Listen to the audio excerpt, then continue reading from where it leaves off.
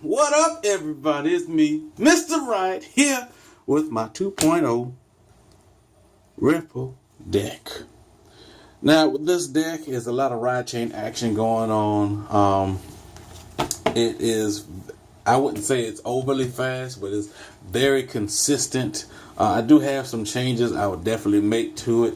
I don't have the cards on me. I left them at home. But I will show you what those are after I show you the deck. This is Alex, the starter of the ride chain. He is the seed, the foundation. Should you ride Soterio over him, Soterio becomes a 8K body. Not only that, but you get to search out an extra card, be it Pavroth or Genovius, from the top 7. If not, shuffle your deck, and if anything that is not Soterio that rides over this, he becomes a rear guard. Sad. He's only a 4. Anyway, gonna go ahead with my zeros. Trigger lineup. So we got 4 Ripple of Demise Aurist. He goes back into the deck when you have 2 or more rested Ripple units. And then he goes to the bottom, search top 5 for a Ripple unit. Show your opponent, put it into your hand, shuffle your deck. So it's almost like having an infinite amount of crit triggers. Then for Missile Trooper, didn't really matter. 2 of this, I would definitely make room for 2 more of these and replace those previous draw triggers, just because, you know, the soul is not overly important, but I'm glad I do have it. And of course, 4 draw triggers. We got the chef over there cooking dinner for all his ladies. Ha! So, gonna go ahead and start with my Z. My zeros have done my ones. So we got 2 Battle Siren Stacia. I will be replacing this with the Limit Break Enabler, just because there's been so many games where I could easily kill my opponent, but because I'm at 2 or 3 damage, 1 damage, I don't have, and I got at least 2 Genoviuses in hand. It's like, I can easily just kill them, but I can't, because I can't restand nothing outside of Miliatis' effect. So, but what Stacia does, she can attack from the back row when you have Generation available. Generation striding is not necessary, but it is good to at least do at least once in a game. 4 PG, obvious to stay alive. And then we got 4 Flash Ripple Odysseus. Now, the Odysseus fixes everything.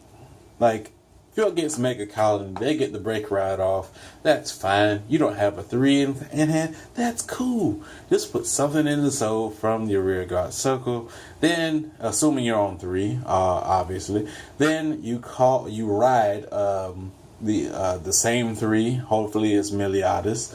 Ride it, and then call whatever 3 that you had out of soul to rear circle. So you get to fix your ride chains in a way. It's like, oh man, I got the Legion, but I don't have Pavroth. Pavroth's in on my rear circle. Oh, that's cool. I get to re-Legion. So this card has a lot of uses to re-legioning, and several times in one turn, fixing the ride chain, getting over that whole hump of my Vanguard can't stand, but now we can restand just because of this card right here. Right at this stand. So, not to mention, whatever you call that is the same grade as your Vanguard out of soul, it gets a +2 bonus. So again, this card is something that you would hopefully get in your opening hand outside of this card here, Soterio. Once you have the Alex in soul, he's an 8K body. Then, should you ride anything that is not Pavroth over him, search the top 7 for Pavroth, ride it as stand. If not, shuffle your deck. A lot of people hopefully get this card into their hand so they can start pulling off early game rushes. That's why they run the turtle, so they can start again getting those early game rushes. So, tools. This is another part of the ride chain, Pavroth. I've actually won against Spike Brothers with this card. The first the first round went in my favor just because they couldn't get to the Break Ride Legion turn. They couldn't come across a Bloody Ogre. The second round went to me again just because I I wasn't great locked or nothing, but I stayed on Pavroth just because they had Bloody Ogre on Vanguard Circle, and of course, if you know Vanguard, then playing a grade 2 game is awesome, especially when you are a 10k body when you get the ride chain off. So Tyrion Soul, he becomes a 10k. Not only that, but his on hit effect makes him dangerous. Gets to restand 1 unit, give it +3 until the end of turn. So not only that, I had a full field, and they, of course, Spike Brothers is a offensive clan, not a defensive clan. So it was hard to constantly having to block Pavroth, being that I had Odysseus in the back, making that a 17k swing. Then we got 3 Lapis. He is a 12k attacker for the entire turn. He gets +3 each time he attacks, and you have 2 or more arrested Ripple units. So with Pavroth being the primary card that you would hopefully get the effect of, or Meliadus, this card, gets some decently good numbers, for the whole game. The second, my first tech in is Twin Strike Brave Shooter. Just because it's a 12k attacker when you have 2 or less rested rear guards, so I can immediately swing for 12 and start doing some good poking. With Pavroth, if I hit, I get to restand it and swing for 14. And my other tech in is High Tide Sniper. Now, people would normally run the grade 2. They would normally run 4 of this just because of the summoning that it can do, which is not bad at all. But as you saw, it's a 7k body, especially if I'm grade locked and things just haven't gone my way. I at least want to be at a more defensible number, like 9, 10, and so on and so forth. But with the third battle, which is not impossible to do in this deck because of Genovius, you Soul Blast 1 and get the 10,000 bonus, whether it's third battle or more. So in a way, I felt almost like this was a Spike Brothers type build of, multiple attacks, especially with this card on field. And I see them consistently at 2, just because the deck does draw a lot, even with 4 draw, and with Meliadus' effect, and of course striding. So 3s, of course, we have 4 Meliadus. He is one of the new cards we got in this newest set for Aquaforce. So his first skill is when you ride him on Vanguard Circle, counterblast. When the first time you place him on Vanguard Circle, counterblast 1, search for a Ripple unit from the top 3, and then toss the rest into to the drop zone. So yeah. Then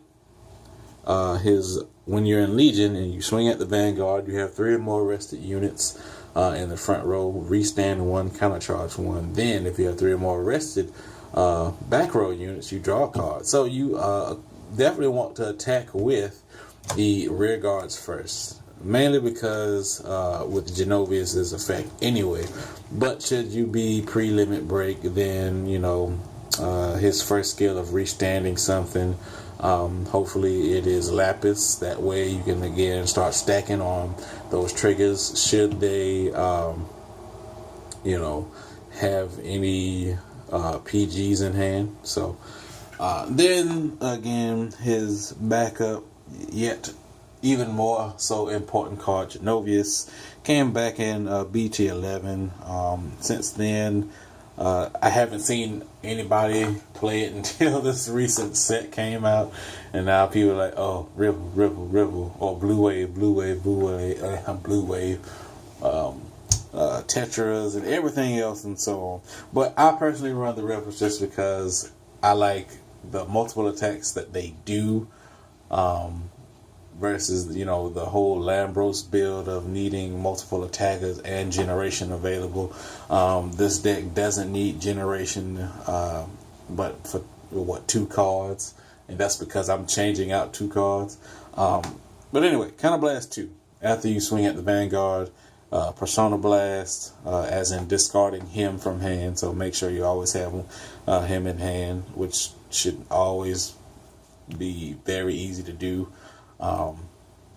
Then restand everything after this unit attacking, you paid the cost. So that was another reason I was running Stacia, was because of I can get in another attack somewhere. I can poke and prod, and should they be wanting to guard specifically and they're at 5 damage, I can at least put 5 on her and a crit on High Tide Sniper or Lapis or Brave Shooter or whatever, so the whole restanding thing is awesome. Not only that, but should you have Pavlov and Soul, he's an 11k body, which puts your Legion at 22, not 21. For my strides, 2 of those I'm going to do to get back Genovius's that I use to, stride with. Then you got 2 Tidal Bore just to get on hit draw. Not necessary. I want to run the new promo for Aquaforce, but I haven't come across any. And 4 of Prodromos. On hit Ripple card, should you have a Ripple Heart, Persona flip him, and then summon up to 2 Ripple cards from the top 5. So it's a Neo Nectar-esque effect of like Trailing Rose. So except for you get a triple drive check, and this is pretty much free of cost. All you got to do is have at least 2 copies so you can flip them up. But 4 is optimum. I wouldn't recommend running Lambros in it, just because unless you have Tidal Assault or Magnum Assault, and then you can start doing stuff like that, start pulling off shenanigans with Lambros and what have you. So hopefully this deck gave y'all all kinds of ideas where you want to go for your build of Ripples. Holla! After you subscribe to my channel, like the video to show your boy some support, and if you kick all kinds of ass at your car fight playing areas, holla!